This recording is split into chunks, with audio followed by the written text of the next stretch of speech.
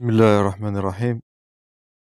Bienvenue mes chers confrères une autre fois pour la suite du cours des névralgies dites trijumeaux. La fois passée, on avait vu les névralgies dites essentielles.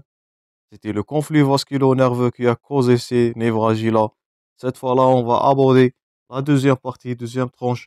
C'est les névralgies secondaires ou bien les névralgies dites symptomatiques. Donc là, il existe une cause et cette névralgie-là est la symptomatologie ou bien c'est le résultat de cette cause-là. Les liens sont toujours disponibles dans la description comme d'habitude. Je vous invite à abonner si vous n'êtes pas encore. Je vous demande le maximum de j'aime, maximum de partage afin que ces vidéos atteignent le maximum pendant toute l'année. Donc commençons par la définition d'une névralgie secondaire. Donc c'est quoi une névralgie secondaire ou bien névralgie symptomatique? C'est la résultat d'une lésion identifiable par la TDM. Donc on ne peut pas dire directement que c'est une névralgie secondaire sans exploration. On va voir dans ces névralgies le rôle de l'imagerie, bien de la paraclinique. C'est la TDM crânienne totale, la charnière cervico-occipitale, l'IRM, la scintigraphie osseuse, l'artériographie, la ponction lombaire, tout ça va rentrer dans le domaine plutôt comme examen paraclinique afin d'explorer la cause de cette névralgie-là. Donc, le diagnostic d'une névralgie secondaire, il est basé, comme nous allons voir, sur les examens ou bien l'exploration paraclinique de la TDM, l'IRM, fonction lombaire et les scintigraphies osseuses afin de déterminer la cause. Est-ce qu'il s'agit d'hémorragie, d'infection?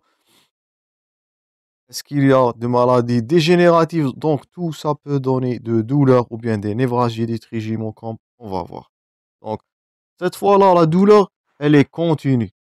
Donc, elle est persistante d'un fond douloureux entre les accès. Donc, la différence, vous notez, là, vous devez noter la différence entre la névralgie essentielle. Elle avait des poussées, mais avec un fond non douloureux. Donc, c'était la rémission. Cette fois-là, la douleur, elle est continue. Pourquoi? Il existe une lésion qui donne ou bien qui provoque ces douleurs-là. Et cette lésion-là, elle est continue. Donc, ça ne va pas disparaître à elle-même. Ça va donner des douleurs continues avec la persistance d'un fond douloureux entre les accès. C'est la douleur c'est la douleur pendant les accès et la douleur entre ces accès-là. Donc, le patient va se plaindre d'une douleur continue, sans fond, plutôt sans rémission, sans résolution de la douleur. C'est la douleur continue.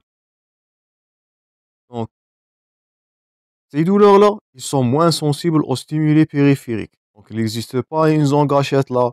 Donc, vous pouvez noter maintenant les différences entre les névralgies essentielles et les névralgies secondaires. C'est premièrement le type de douleur. C'est pour cela qu'on a insisté dans la première partie sur l'interrogatoire. Je vous ai dit que vous devez, dans votre interrogatoire, bien préciser le type de douleur, la description de la douleur. Donc, vous voyez là, dans ces deux parties, c'est le rôle de l'interrogatoire et de l'examen physique. Comme on a abordé dans la première partie, c'était les agies faciales. Je vous invite à consulter tous les vidéos car il existe un enchaînement des cours pour mieux simuler ce module. Donc, les liens sont toujours disponibles. Les vidéos sont classées par des playlists. Vous pouvez les consulter à tout moment. Donc, cette névralgie-là, elle est moins sensible aux stimuli périphériques et ça va déclencher une allodynie. L'allodynie, c'est une douleur provoquée par des gestes non douloureux du tout. Donc, ça nous fait rappel aux sémiologies neurologiques de sémiologie de la douleur ou bien de la nociception. Donc, elle atteint souvent d'emblée plusieurs branches, notamment le V1. Donc là, vous voyez, elle se diffère dans tous les plans concernant la névralgie essentielle où on a dit que le V1, la branche ophtalmique de Willis du nerf trijumeau, elle est rarement atteinte pendant la névralgie essentielle.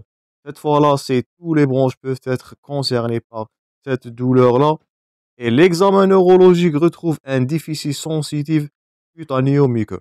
Donc, Vous voyez que dans les névralgies essentielles, l'examen neurologique était totalement normal, sans anomalie à noter.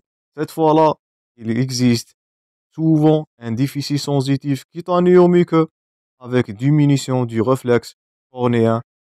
La fois passée, le réflexe cornéen était normal. Donc, vous êtes en train de noter les différences entre les deux types de névralgie. L'essentiel, premièrement, et deuxièmement, cette fois-là, c'est la secondaire qui est symptomatique d'une cause, bien d'une étiologie à définir par les examens paracliniques. Ça, c'est le but de ce cours-là, de faire la différence entre les névralgies essentielles et les névralgies secondaires parce que le traitement se diffère totalement. On peut noter aussi une atteinte des contingents moteurs du cinquième nerf, c'est de la mastication, et une atteinte associée des autres repères crâniens. Le début peut se faire à n'importe quel âge. Donc, dans la névralgie essentielle, on avait dit qu'elle a la prédominance ou bien le terrain, c'est la femme âgée plus de 50 ans, avec une prédominance féminine. Cette fois-là, il n'existe pas un âge fixé pour avoir une étiologie. Les étiologies sont multiples, les étiologies se diffèrent sur le plan et ils peuvent se manifester ou bien se survenir pendant n'importe quel âge. Donc vous voyez la différence totale entre la névralgie essentielle et la névralgie secondaire. Si vous avez suivi la fois passé le cours, vous pouvez maintenant faire la différence entre les deux types de névralgie facilement. Donc vous n'allez pas confondre entre ces deux étiologies ou bien ces deux maladies-là s'ils sont posées pendant l'examen. Maintenant, quelles sont les causes? Donc, on a vu que cette névralgie, elle est secondaire, elle est dite symptomatique à cause d'une étiologie. Quelles sont les causes qui peuvent être là dans cette pathologie-là? Donc, les principales causes peuvent être localisées au niveau du tronc cérébral, premièrement. On peut avoir de la sclérose en plaques. Ça nous fait appel au cours, à notre premier cours de la sclérose en plaques. C'est la maladie auto-immune où on voit la destruction de la gaine de myéline. Je vous invite à consulter la vidéo. C'est toujours dans la playlist de neurologie pour mieux comprendre. Donc, première cause, ça peut être une sclérose en plaques qui va déclencher la douleur, qui va donner des déficits. Comme on avait vu, le tronc cérébral est très, bien, c'est une zone favorisée pendant la sclérose en plaques. On peut avoir des tumeurs cérébrales. Comme vous voyez là, il peut s'agir de tumeurs cérébrales qui est en train de se manifester là. Ça va donner d'une névralgie secondaire. On peut avoir de l'infarctus qui est indiqué là. Vous voyez la zone qui est hypodense, noirâtre. Là, c'est de l'infarctus. C'est la destruction du tissu cérébral. Ça peut donner des manifestations ou bien des douleurs neurologiques. Ça peut donner des névralgies secondaires des trigemaux. Et on peut noter aussi de la syringomyelie. Ça, c'est la syringomyelie. Donc, c'est la nécrose ou bien c'est l'infection qui va nécroser les fibres de nociception là. Et ça va donner des retentissements sur le trigymo et ça va donner des névralgies dites secondaires. Donc là, c'était les pathologies dans le tronc cérébral, c'est la dégénérescence, c'est la sclérose en plaques, les tumeurs, l'infarctus, la syringomyelie, tout ça sont des affections qui peuvent toucher le tronc cérébral et peut donner des névralgies secondaires. Là, et ça va manifester par les critères qu'on a déjà abordés précédemment. Donc, si on récapitule les causes qui se manifestent au niveau du tronc cérébral, bien sûr, ils sont détectés par de l'imagerie. Ça, c'est le rôle, comme on avait dit précédemment, le rôle des explorations paracliniques dans la détermination de la cause de cette névralgie. Donc, dans la névralgie secondaire, là, les examens paracliniques sont indispensables pour le diagnostic. Donc, les causes peuvent être la dégénérescence, c'est la sclérose en plaques, elles peuvent être des tumeurs, parfois c'est des infarctus, parfois même c'est de la syringomyelie, qui va détruire le parenchyme ou bien la substance ou bien les nerfs et ça va donner des névragies secondaires du trigyme aussi. Cette dégénérescence-là, elle est au niveau du tronc cérébral. Parfois, la pathologie, elle est dans l'angle ponto-cérébelleux. Donc, c'est pas au niveau du tronc cérébral, c'est entre l'angle ponto-cérébelleux. Ça peut être un neurinome du huitième nerf, un neurinome auditif, comme indiqué là dans l'imagerie. L'opacité là, c'est un neurinome du nerf vestibulaire, bien cochléo-vestibulaire. Là, c'est un neurinome. Donc, ça, on va aborder dans le cours des tumeurs cérébrales. Ça va être publié dans la playlist. Vous pouvez le consulter prochainement. Donc, il peut s'agir des méningiomes. Donc, tout ça, on va détailler dans le cours des tumeurs cérébrales. Mais maintenant, vous devez garder que juste que les causes. Donc, on peut avoir comme cause dans l'angle ponto-cérébelleux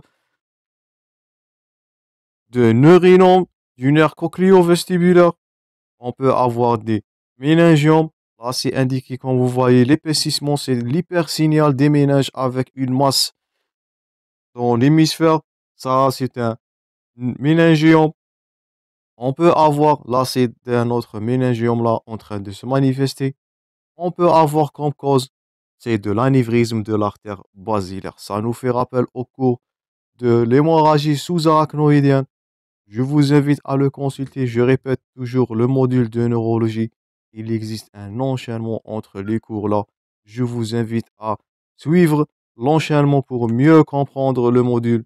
La neurologie, c'est un enchaînement de pathologies ou bien l'enchaînement de cours. Vous devez simuler cet enchaînement-là. Donc là, ça nous fait rappel au cours de l'hémorragie sous-arachnoïdienne. Donc vous voyez qu'un anévrisme, lorsqu'il se rompt ou bien se fissure, ça peut donner des névragies secondaires, névragies symptomatiques des trigymes. Donc ça, c'était l'anévrisme de l'artère basilaire. On avait dit qu'il est plus fréquemment retrouvé dans le polygone de Willis et du tronc basilaire, comme indiqué là dans l'illustration à droite. On peut avoir comme cause, c'est la zona du ganglion de Gasser. Je vous invite à consulter le cours d'herpès. Il est dans la playlist infectiologie où on a abordé tous ces affections-là.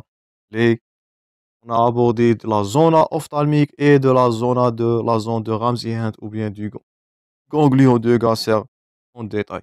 Donc, donc la pathologie peut être localisée dans le tronc cérébral, peut être localisée dans l'angle ponto-cérébelleux, c'est le neurinome, méningiome et de l'anévrisme.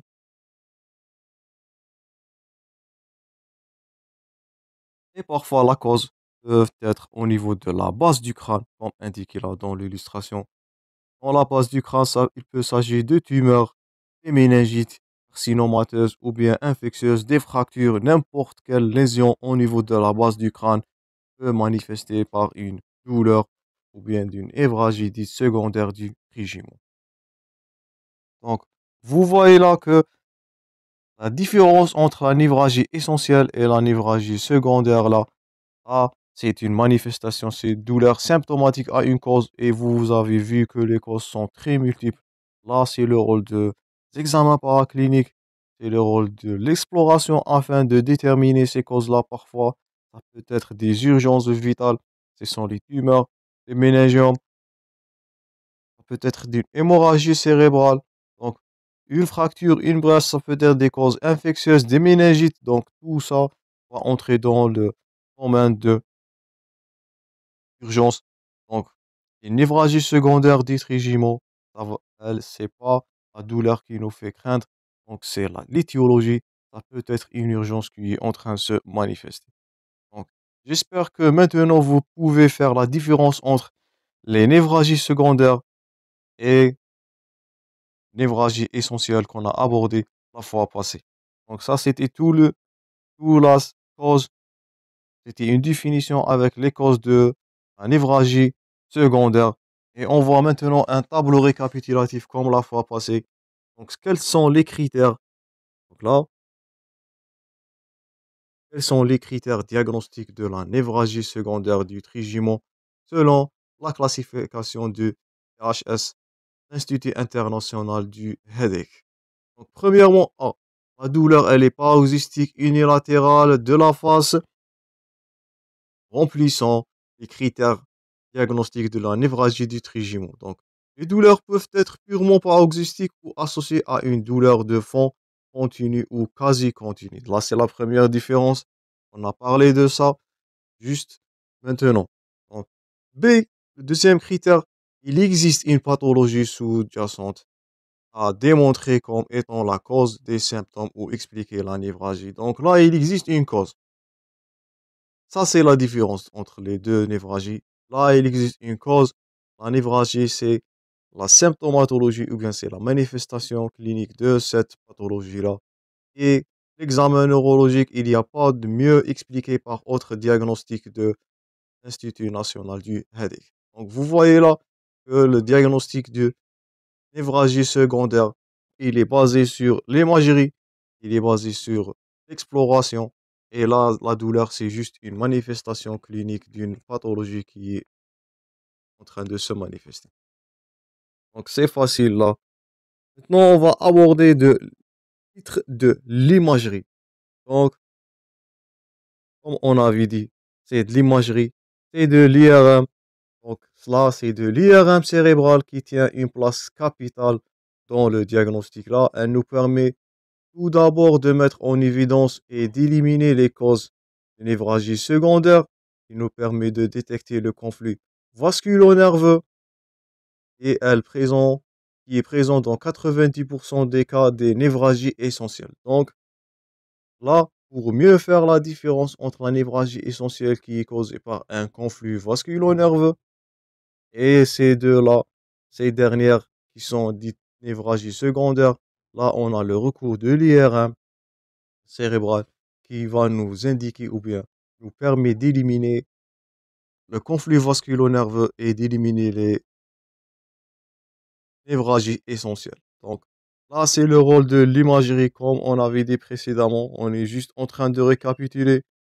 Donc, n'oublie jamais le rôle. Donc, de l'imagerie, c'est de l'IRM cérébral qui est l'examen. Ça peut être une question d'examen. C'est de l'IRM cérébral qui nous permet d'orienter le diagnostic vers une névralgie essentielle ou bien de l'éliminer. Donc, comment on va l'éliminer? C'est par l'absence du conflit vasculo-nerveux. J'espère que la notion de conflit vasculo-nerveux et le rôle de l'IRM est maintenant pris en tête concernant la différence entre, ou bien pour le faire diagnostic différentiel entre les névralgies essentielles et les névralgies secondaires. Là, c'est de l'IRM cérébral. Comme on avait dit, c'est l'examen de choix. C'est l'examen maître afin d'éliminer le conflit vasculo-nerveux. Ça, c'est de l'IRM.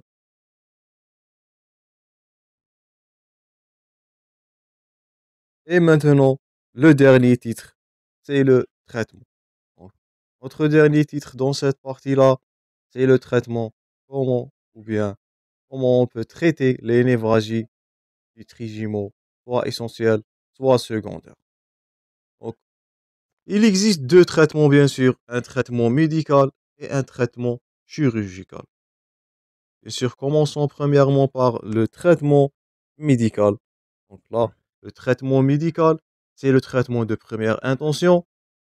Les médicaments se reposent sur, là vous devez noter bien, ce sont les anti-épileptiques. Donc ça nous fait rappel au cours des épilepsies plutôt. Il est toujours disponible dans la playlist. Je vous invite comme d'habitude de consulter ce cours-là pour mieux comprendre l'enchaînement de pathologies dans le module de neurologie. Donc, le traitement, c'est des antiépileptiques. Ils sont indiqués comme antiépileptiques et ils sont indiqués. Donc, ça, vous devez garder en tête que les antiépileptiques ont l'indication parfois dans le traitement de douleurs neurogènes.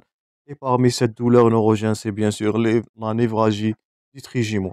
Donc, on peut prescrire du carbamazepine, c'est le Tegretol, On a abordé ces médicaments-là en détail dans la quatrième partie des cours des épilepsies. On a abordé tous ces traitements-là avec leurs indications et contre-indications. Je vous invite à le consulter. Donc, le carbamazépine, le fameux Tegretol et le traitement de référence. Notez ça bien. On va premièrement faire le recours au traitement médical. On peut prescrire en première intention du carbamazépine, le fameux Tegretol. Là, on trouve son indication comme traitement de douleur de trigémon. Donc, il doit être instauré et augmenté, bien sûr, progressivement. On avait dit dans les épilepsies que ces médicaments-là sont pas à jouer avec. Ce sont des médicaments parfois dangereux. On avait vu que les effets secondaires n'étaient pas à banaliser. Donc, ça, ils vont être instaurés ou augmentés progressivement pour éviter les effets secondaires. C'est la somnolence, la confusion, l'ébriété, l'intolérance digestive. Donc, jusqu'à atteindre la posologie efficace qui se varie entre 600 et 1200 mg par jour en moyenne. Donc notez bien, les antiépileptiques sont le traitement là des douleurs neurogènes. On peut prescrire du carbamazépine. Bien sûr, notez bien que ce traitement-là doit être instauré de façon progressive. Ce sont des médicaments dangereux. On n'amuse pas à prescrire des antiépileptiques comme on a abordé dans le cours d'épilepsie plutôt. La jusqu'à atteindre une posologie efficace qui se varie entre 600 et 1200 mg par jour en moyenne. Et bien sûr, comme on avait dit, lorsqu'on prescrit des antiépileptiques, là, c'est la surveillance biologique, c'est le FNS, la natrémie et les transaminases pour suivre les fonctionnement hépatique et bien sûr l'énumération de formules sanguines. Ces médicaments-là ont des effets secondaires parfois qui sont non tolérables par le patient. Première molécule, c'est le carbamazépine. On peut utiliser d'autres molécules, comme exemple l'oxacarbamazépine. Donc, c'est le trileptal. Le nom commercial, c'est le trileptal. Il est efficace que le carbamazépine et il est mieux toléré. Donc, s'il y a une mauvaise tolérance à la carbamazépine, on peut faire le recours vers l'oxacarbamazépine. D'autres médicaments sont utilisés aussi en cas de résistance ou bien d'intolérance. C'est du lamotrigine. On a vu ça comme traitement de la myoclonie juvénile. Je vous invite à consulter le cours. Et bien sûr, le dihydon, le divinylidontoïne, le dihydon. Donc, c'est tous ces molécules-là, on peut les recourir, mais si en cas de résistance ou bien d'intolérance au carbamazépine ou oxacarbamazépine. Donc, il existe un ordre de prescription de médicaments. On commence par le carbamazépine. On peut donner de l'oxacarbamazépine, mais s'il existe de résistance, on peut passer à du lamotrigine et dinylantoïne. C'est le dihydon, le divinylidontoïne. Donc, gardez cet enchaînement de prescription. Ça peut être une question d'examen, ça peut être une compétence que vous devez retenir devant l'Écosse dans l'examen de compétences. Donc, vous pouvez être capable de prescrire un traitement médical devant une. Vous devez, comme je vous ai dit précédemment, vous devez être capable de faire le diagnostic d'une névralgie, prescrire les examens complémentaires, rechercher les urgences et même donner la prescription du traitement si c'était le cas. Donc, ça c'était le traitement médical. C'est les antiépileptiques à prescrire selon le protocole. Deuxièmement, si ce traitement médical-là n'est pas efficace, et bien sûr, on a le recours au traitement chirurgical. Donc, ça, c'est de l'indication de la chirurgie. Donc, ce traitement n'est justifié en cas d'échec ou d'intolérance d'un traitement médical qui est bien conduit. Je répète, un traitement bien conduit, mais il a l'échec. Donc, elle ne doit pas être retardée compte tenu du caractère sévère, voire l'intolérable des douleurs et de leur retentissement chez les patients qui sont souvent âgés et fragiles. Donc la douleur là, elle est mal tolérée par les patients, surtout les patients âgés ou bien les patients fragiles. Cette douleur là, c'est un gène, c'est une douleur insupportable. Là, on a le recours au traitement chirurgical sans retard. Donc, quelles sont les techniques? On a deux techniques. On peut utiliser là comme traitement. On peut faire de la thermocoagulation et on peut faire de la décompression vasculaire microchirurgicale. Premièrement, là, c'est la thermocoagulation du ganglion de Gasser. Donc, c'est quoi cette thermorégulation? C'est une technique lésionnelle percutanée. Le principe consiste à la destruction sélective donc des fibres nociceptives du cinquième nerf.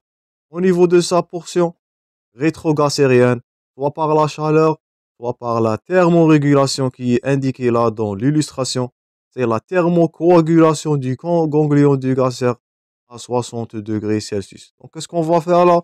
On va détruire les fibres sensitives algogènes, les fibres de nociception du régiment, car le patient ne peut pas tolérer encore ou bien cette douleur plus encore. Donc, c'est le recours chirurgical, c'est la thermocoagulation du ganglion du Gasser à 70 degrés. Donc, ça, c'est le traitement chirurgical, c'est la destruction des fibres. Bien sûr, elle est sélective, on ne peut pas faire la destruction d'autres fibres.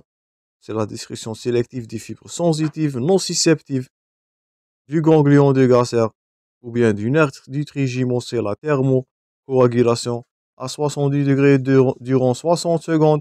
Ça est efficace pour éliminer la douleur.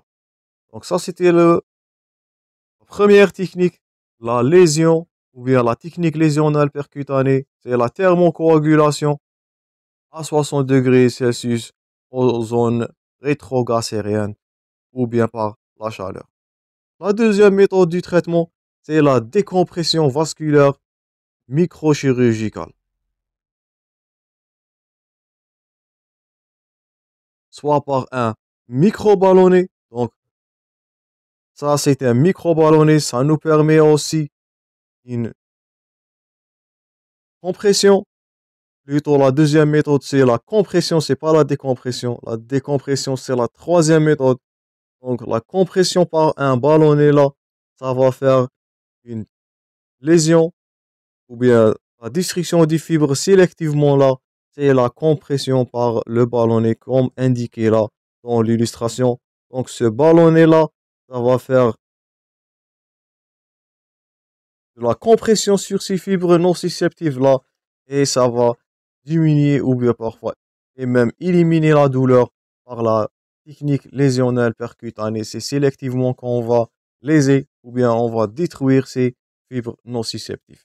Donc si on récapitule, les techniques lésionnelles percutanées sont deux. C'est la thermocoagulation du ganglion du Gasser, c'est ce que vous devez garder en tête. Ou bien c'est la compression par un microballonné.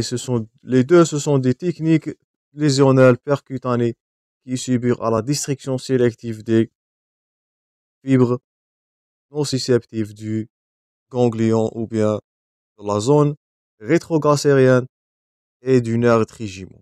Donc, ça, c'était les deux premières méthodes. C'est la technique lésionnelle percutanée. Et on dispose d'une autre technique là. Là, c'est la décompression. Donc là, c'était technique compressive et technique lésionnelle. La troisième, c'est une technique de décompression vasculaire microchirurgicale. Donc, c'est quoi cette technique-là? Quand vous voyez, là, elle est réservée au traité qui vient de séparer le conflit vasculo-nerveux qu'on a déjà parlé dans la première partie, dans les névralgies essentielles. Donc, cette décompression vasculaire microchirurgicale, elle consiste à séparer le nerf trigeminal de la boucle vasculaire qui est responsable d'un conflit et interposant d'un fragment synthétique. Là, vous voyez, on a séparé les paquets vasculo-nerveux et le nerf et on a disposé d'une prothèse ou d'un fragment synthétique entre ces structures-là pour les maintenir séparés. Ça, c'est le traitement qui est réservé à la névralgie essentielle du trigeminal, car ce conflit vasculo-nerveux, c'est lui qui cause la névralgie essentielle. Donc, si on a de la névralgie essentielle du trigeminal, le traitement, c'est la décompression vasculaire microchirurgicale indiquée là. Et s'il y a d'autres causes, Donc, on peut faire du ballon, du ballon de compression ou bien de la thermocoagulation. Donc, pour les névralgies là, on peut, après, bien sûr, si on récapitule, après l'échec du traitement médical, on dispose du traitement chirurgical. Soit c'est la thermocoagulation du ganglion du gasseur, soit le ballon de compression, soit de la décompression vasculaire microchirurgicale. Gardez ces trois actes chirurgicaux là en tête, ça peut être des questions d'examen. Donc ça, c'était les trois traitements de la névralgie essentielle du trigemon. Donc j'espère que le traitement chirurgical maintenant est clair à retenir. Passons maintenant au dernier titre, qui est le traitement d'une névralgie dite secondaire. Donc dans les trois premiers cas, c'était le nerf qui était le cause, qui a été le cause là. Donc on a fait de la destruction sélective ou bien de la décompression. Ça, c'était un conflit vasculo-nerveux ou bien une cause essentielle de la névralgie. Cette fois-là, la névralgie, c'est secondaire. Là, il existe une étiologie et bien sûr, le traitement repose essentiellement de l'étiologie. Et il est possible d'ajouter un traitement symptomatique comme un antidépresseur tricycline et l'amitriptyline ou bien un inhibiteur de recaptage de la sérotonine, c'est la noradrénaline ou bien un anticonvulsivant comme le gabapentin ou bien le prégabalin. Donc, si la névralgie elle est essentielle, c'est le recours chirurgical comme on avait vu avec les méthodes la thermocoagulation du ganglion de Gasser, la compression par le microballonnet ou bien la décompression vasculaire. Et bien sûr, si c'est le cas d'une névralgie secondaire, on doit traiter de l'étiologie qui est la cause là. Et on peut ajouter un traitement symptomatique pour la douleur. Là, c'est une douleur de type neurogène. Donc, c'est des antidépresseurs ou bien certains anticonvulsivants qui peuvent être utilisés comme traitement là. Donc, là, les paliers des antalgiques n'ont aucune indication là. Donc, il faut faire la différence entre une douleur par excès de nociception, c'est de l'indication des antalgiques. Ça nous fait rappel au cours de pharmacologie. Et cette fois-là, c'est une douleur neurogène. On peut utiliser certains antiépileptiques comme l'amitriptyline ou bien certains inhibiteurs de capteurs de la sérotonine ou bien de la noradrénaline ou parfois certains anticonvulsivants. Donc, le traitement d'une douleur neurogène se diffère par une douleur par excès de nociception. Ça, c'était la fin de notre cours-là. J'espère que maintenant vous pouvez faire la différence entre une névralgie essentielle et une névralgie secondaire du trigemon. J'espère que vous avez vu, que vous avez gardé en tête le rôle de l'imagerie et les traitements. C'est les antiépileptiques et les trois méthodes chirurgicales là. J'espère que la vidéo était claire et bénéfique. Je vous invite à abonner pour recevoir ces vidéos pendant toute l'année. Les liens sont toujours disponibles dans la description. Je vous demande le maximum de j'aime, le maximum de partage. Je vous remercie pour votre attention. Merci mes chers confrères et bon courage.